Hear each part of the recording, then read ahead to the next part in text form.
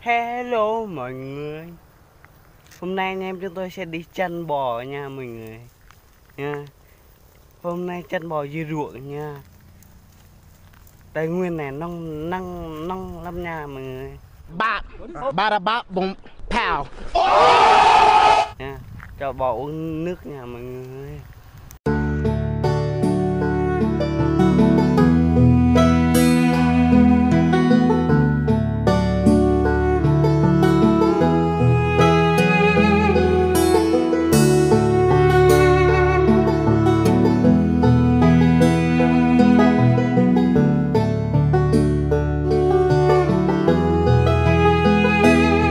Nhìn bò chạy kìa.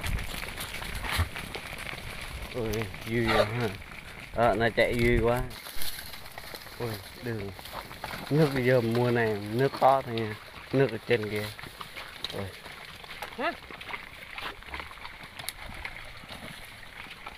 Thế bắt được.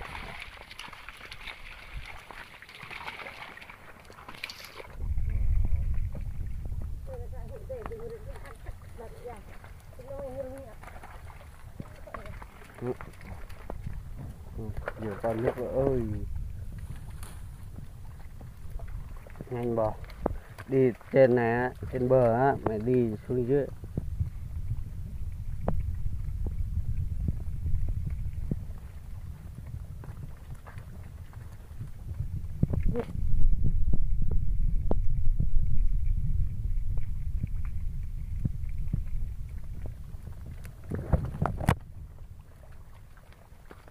Ôi, nước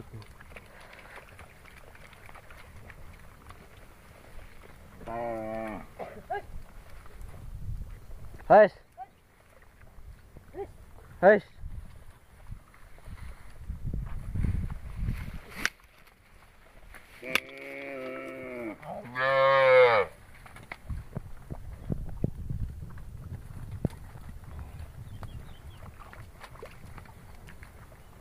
rồi cho tụi bay xuống dưới kia ăn đã luôn, ăn rơm người ta cắt lúa xong rồi nha mọi người.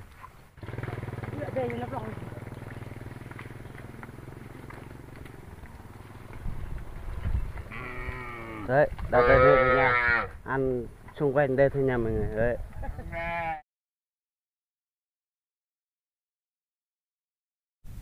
đấy mình đã gùi đây dép mình đây xuống đây nha, mình qua kia nha, qua kia xem lại, thăm lại nha mọi người nha.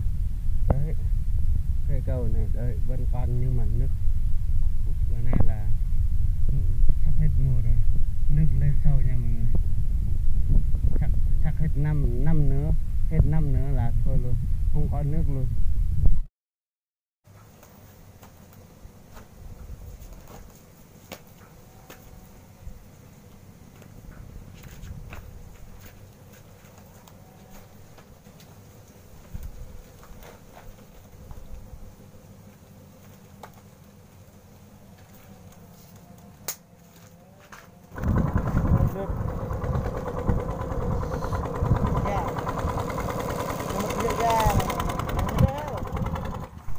Đấy, bò đằng sau tôi đấy, ấy họ đang ăn đấy mọi người thấy không? Đấy, đấy mình ở trên này chặt nó ăn miệng người ta thôi nha, cứ để nó ăn lung tung luôn.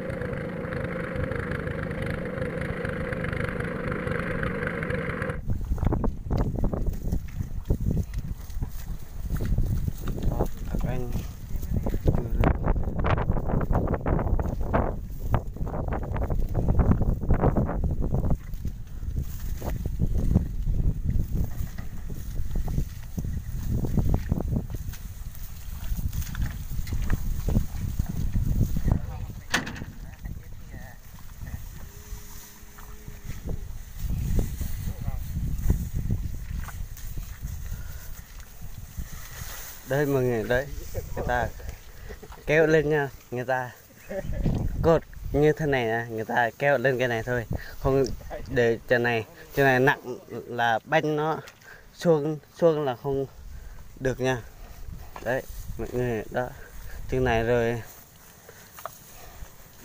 vác lên lưng được, vác không phải vác lên cái gì cân đầu á, cân cổ á, rồi để lên chỗ kia nha, chỗ anh kia nha mọi người. Đấy đấy.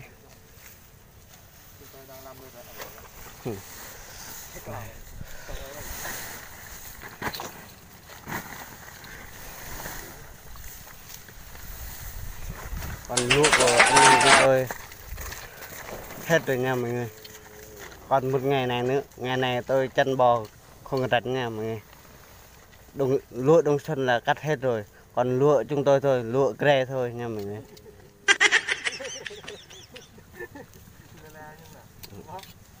Không.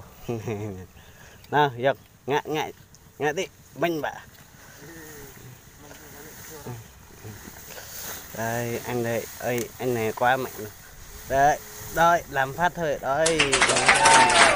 Ơi đó, lên để cho kia nè mọi người. Đấy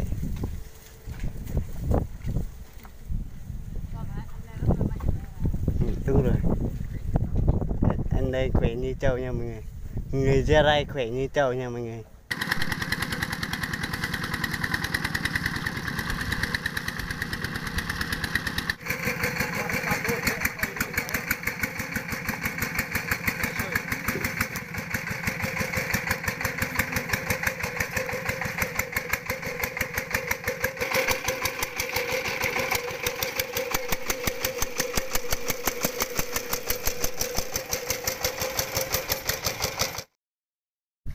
Đây mọi người, con chuột đấy ơi, đây là con chuột nha mọi người, bắt được ở dưới kia nha. Đấy con cui cũng được nha mọi người. Đấy.